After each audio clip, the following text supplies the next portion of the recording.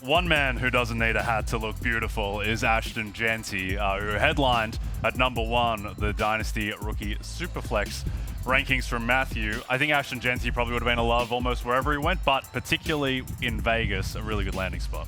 We've talked about him a lot. We're going to continue to talk about him a lot, but he's a top 4 running back for me. He's a first-round pick overall. It's a great situation in Las Vegas where he doesn't have any competition for carries, and he gets an offense coordinator in Chip Kelly who likes to run the ball. Talked about this a lot. Chip Kelly's been in the NFL. There's 4 different years where he was calling plays in the NFL. His teams were top 10 in rushing attempts 3 of those 4 years as well. In fact, during his 3 seasons as the Eagles head coach, Chip Kelly's backfield were 4th in fantasy points per game, his running back. So it's just, they're going to use him, and they're going to use him a lot. And the passing game under Geno and the other guy, and, you know, Brock Bowers, Jacoby Myers, etc., is going to be competent enough that they're not going to be able to load the box for Jeanty. Indeed. I mean, Chip Kelly just had 2 running backs from his college program go in the 2nd round of this draft. Like, the guy understands how to use this position in Quinshon Judkins and Travion Henderson. And when you look at Ashton Jeanty, it wouldn't even really matter what the coach is because he's just that good. But this is a nice beneficial ad for him that he has Chip Kelly there. And once again, we loved this draft offensively. Geno could throw the ball down the field. That kind of stresses the heels of the defense, which is going to lighten the load a little bit for Jeanty in terms of the stacked boxes he's seeing. I mean, what a dream for a rookie running back. Jeanty, there's a world where Genty's a top 3 running back in the NFL as a rookie, and it might be better than 3. If we are sitting here a year from now, next year, at the 152nd running of the Kentucky Derby, and we're talking about Ashton Jeanty, number 1 running back in fantasy, that is well within the range of outcomes. Easily. Easily. We'll get to some Ashton Jeanty season-long props from DraftKings later in the segment, but let's jump to Omarion Hampton, and we heard from Jim Harbaugh talking about the Hampton-Najee Harris dynamic.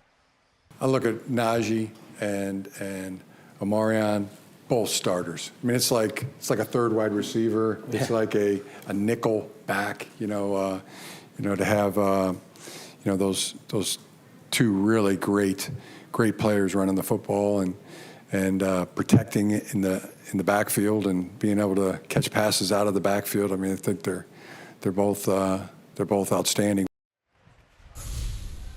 Yeah, So, go ahead. I was just saying, Matthew, why is Omarion Hampton a love when we have the presence of my man, the great Najee Harris?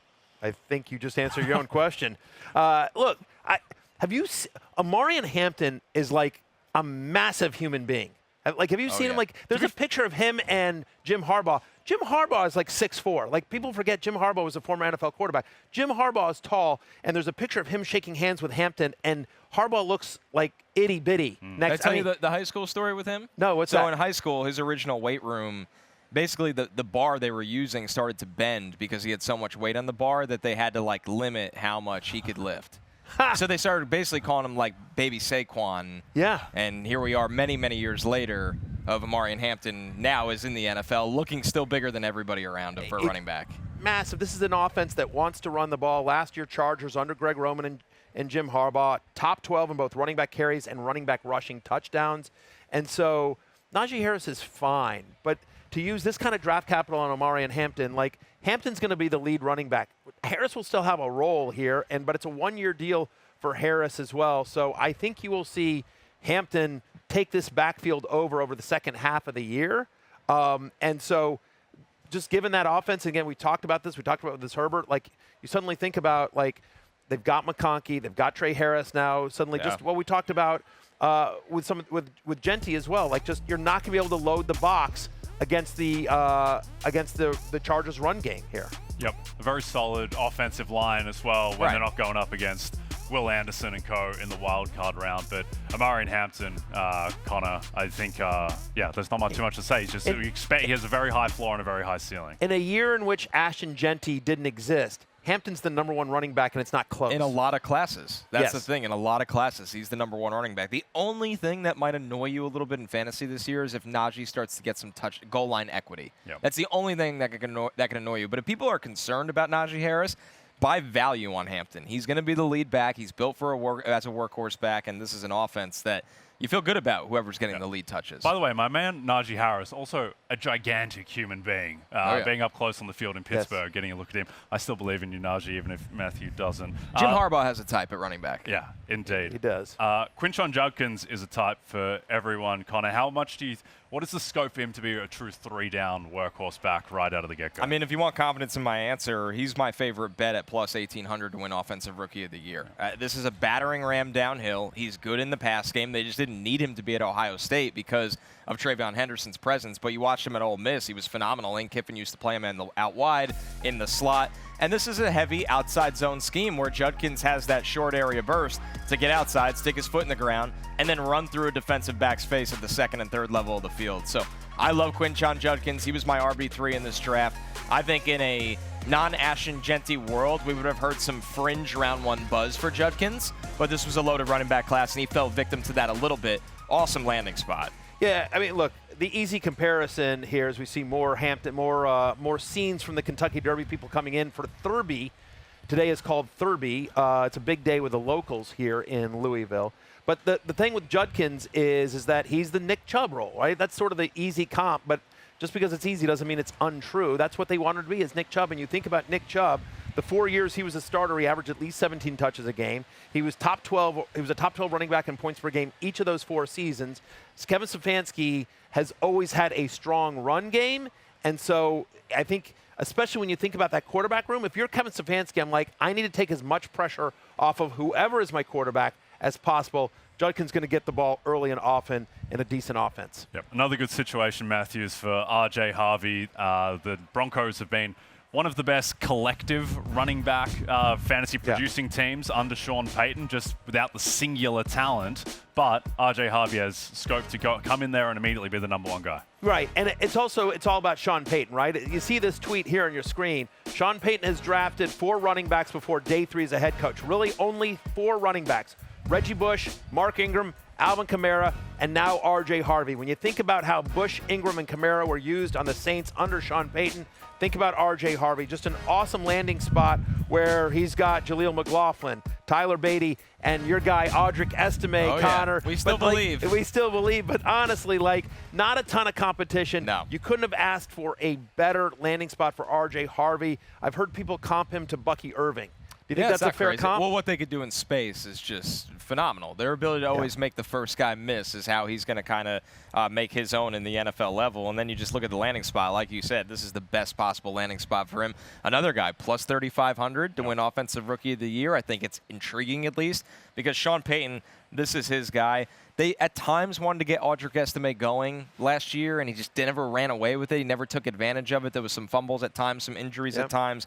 I think Harvey has a chance, even for a smaller back, to be a lead back in this offense. And that was the argument against Bucky last year that I even fell victim. I was like, a little small, not overly athletic. None of it mattered. When it was Bucky's time, the Bucs gave him the touches he needed. Since Payton has taken over as the head coach in 2023 of the Denver Broncos, they are top 10 in running back fantasy points. And you think about that was with Javonte Williams and Jaleel McLaughlin. And it hasn't been like a bunch of guys there where you're like, oh, well, obviously. So, Sean Payton, when he gets somebody he likes, as you've seen with Ingram or Bush or Kamara, he's going to ride that running back and produce a lot of fantasy points.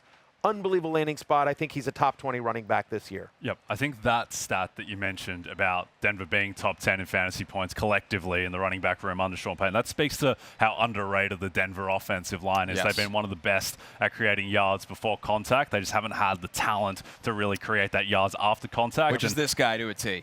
Breakaway speed, make you miss. The problem with Harvey is you need to get him to the second level. There was too many runs, in my opinion, at UCF where he didn't like how it was blocked up, and he's like, I'm going to try to bounce this outside. And against the level of competition, most of the time he won the foot race. At the NFL, that's not going to work. This limits those issues in the offense he's in because they're going to spring him to the second level, and then the rest is his. Daylight is his. So once again, cannot emphasize this enough. Like you guys said, amazing landing spot for RJ Harvey. Yep. Also a good landing spot for Caleb Johnson, who has the potential to be the lead back in Arthur Smith's offense. And we heard from Mike Tomlin talking about Caleb Johnson. This is a high-volume, capable runner who was the center of his offense. A lot of NFL or Sunday-like runs, if you will, meaning he did it from the home position or the pistol position into a lot of loaded boxes. There wasn't a lot of guesswork or Saturday-like holes on his tape, and that made the evaluation a fun one and the projection an easy one. Caleb Johnson has been training with Aaron Rodgers. And Put the pieces together. It's like trying to find the Zodiac Killer. What does this mean? Does he? I'm just excited the lights are on. That Yeah, Aaron that's a good Rodgers is, point. you know, not in a darkness retreat. Yeah. No, can't see any Ayahuasca at Proactive. Yeah. The gym. The expectation, obviously, especially given the fact that the Steelers didn't invest a lot of draft capital in a quarterback, is that Rodgers does join the Steelers. This is another clue that maybe they will. But either way, like, look, Arthur Smith offenses. Like, Arthur Smith runs the ball. Not only was Bijan, still don't understand the Tyler Algier, Cordell Patterson stuff in Atlanta. But regardless, Arthur Smith offenses, each of the past 3 seasons, have totaled 500 or more running back touches per year. 500. So your man Najee vacates 299 touches. Steelers 5th in running back carries last season. So Caleb Johnson, I think, schematically feels like a great fit for that Najee role. It's kind of easy analysis, but again, I think it's true. But it's true analysis. So I think when you look at Caleb Johnson, his best gift was his patience and his vision in outside zone. Arthur Smith is a believer and proponent of zone running scheme. That's what they do in Pittsburgh. That's what they do wherever Arthur Smith goes. So this was a scheme fit, and then this is a volume fit where Jaylen Warren, like, at some point we got to ask, because this is a small running back that's hurt all the time now, right? And hopefully it's a bounce-back season for Jaylen Warren, but coming into the season he was hurt. There was some ups and downs where I don't really worry about the guys behind him, and he said it. Tomlin said it. Caleb Johnson's built for this workhorse role. At Iowa, he constantly ran against loaded boxes because it's Iowa. Like, they know they're trying to run the ball, and he ran through arm tackles all the time. He plays closer to 225. I don't care about the 40 time in this instance at all. Caleb, if you're looking for volume, Caleb Johnson is the rookie running back here with high-end volume. Yep. God, it would be amazing if they just went into the season with Mason Rudolph as the starter. Will Howard pushing him. How do you feel if you're TJ Watt? Like, what is going on with my prime? And because they have a loaded defense still. And maybe they sign whoever Cleveland gets rid of, because Cleveland's not going to the season with 4 quarterbacks. Kenny Pickett, bring him Kenny back. Let's go. A triumphant return. Unbelievable. All right, let's jump to others receiving votes for running backs. Matthew, run us through these, headlined by Chase Brown, who's still largely unopposed in the Cincy backfield. Yeah, I mean, they drafted Taj Brooks in the 6th round, but you're not really worried about that. So Chase Brown, there was some talk that maybe they might get him some real competition. So Brown remains an elite running back. This is a guy who had averaged basically 24 touches over the final 8 games last season. My guy, Brian Robinson, B-Rob, number 8 on the field, number 1 in your heart. The only running back Washington drafted was Ja'Cory Krosky Merritt in the 7th. I know he's a sleeper for you, Connor, and you like him, but still, at the moment, they improved their offensive line, obviously with Tunsil, and of course, drafting, why am I blanking on the name, Connor? Josh Connerly. Connerly. Connerly. But anyway, so they improved their offensive line, and Robinson didn't get a ton of competition. He's a winner. Isaiah Pacheco, the only Kansas City running back that was drafted was Rashard Smith, who's going to be more of a 3rd down guy as well. And then we talked about this, Javonte Williams. I mean, again, Jaden Blue, we'll see, but honestly, like, he's a pass at the moment, back. At the moment, Javonte Williams is your starting running back for the Dallas Cowboys. I'll throw one name to the list. Bayshaw Tootin on Jacksonville. Sure. Get to know that name. I don't think ETN has much left in the tank right now. Tank Bigsby is a number 2 between the tackles runner. When they get in camp and see Tootin's speed, I think they're going to really like what they have in Jacksonville with him. But he's got to earn it, but he's a sleeper right now. Yeah, okay. I like that a lot. Hey, it's Matthew Berry from NBCSports.com and RotoWorld.com. And I want to thank you so much for watching whatever it is you just watched. Or if nothing else, being too lazy to click out of the autoplay after this video started, after whatever it is you actually wanted to watch finished. But now that you're here, I'd like to take a moment here to ask you respectfully now, okay? I'm asking you respectfully to subscribe to the NFL on NBC YouTube channel. You'll get the latest RotoWorld fantasy news headlines, all sorts of great shows, including my own Fantasy Football Happy Hour. So go subscribe now. Again, I'm asking respectfully.